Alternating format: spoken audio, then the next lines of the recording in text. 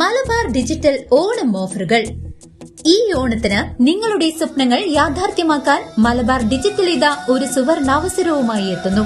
ആകർഷകമായ ഓഫറുകൾക്കായി ഇന്ന് തന്നെ നിങ്ങളുടെ അടുത്തുള്ള മലബാർ ഡിജിറ്റൽ സന്ദർശിക്കൂ. Malabar Onam, smart Onam.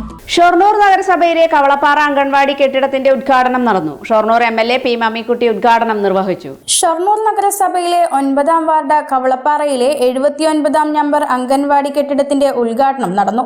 Shoranur MLA P Mammikutty ഉദ്ഘാടന കർമ്മം നിർവഹിച്ചു. ഷൊർണൂർ നഗരസഭ ചെയർമാൻ MK ജയപ്രകാശ് അധ്യക്ഷത വഹിച്ചു. Malabar Devaswom Board president MR Murali മുഖ്യാതിഥിയായി.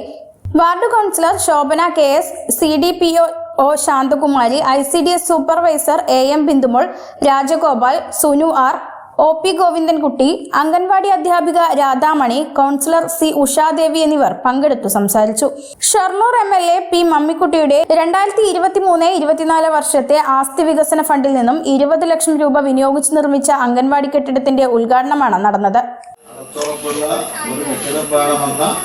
നിങ്ങളുടെ കുറകാലത്തെ ആവശ്യം നമ്മുടെ പൊതു പ്രസ്ഥാനത്തിലൂടെ, അതുപോലെ തന്നെ തദ്ദേശ സ്ഥാപനത്തിന് മുനിസിപ്പാലിറ്റിയിലൂടെയൊക്കെ MLA എന്ന നിലക്ക് നമ്മുടെ എത്തിയതിന്റെ അടിസ്ഥാനത്തിലാണ് ഇത് വളരെ അത്യാവശ്യമായുള്ളൊരു കാര്യമാണെന്ന് തോന്നിയിട്ടാണ് 20 ലക്ഷം രൂപ അതിനു വേണ്ടി MLA-മാർക്ക് നൽകുന്ന ആസ്തി വികസന ഫണ്ട് അനുവദിച്ചത്.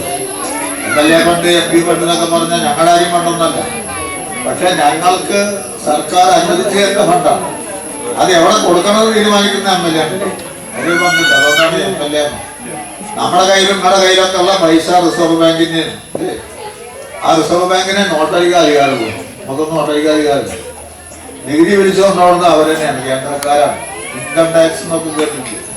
ഇപ്പൊ GST എന്ന് പറഞ്ഞൊരു കുരുമാര് വന്നിട്ട് സാധനം വെക്കുമ്പോഴും വാങ്ങുമ്പോഴൊക്കെ അതിനൊക്കെ നികുതി അവിടെ വാങ്ങിയിട്ടുണ്ട്. തറവാട്ടുകാരെടുത്ത് കാണും പൈസ ഒക്കെ തിരിക്കാം.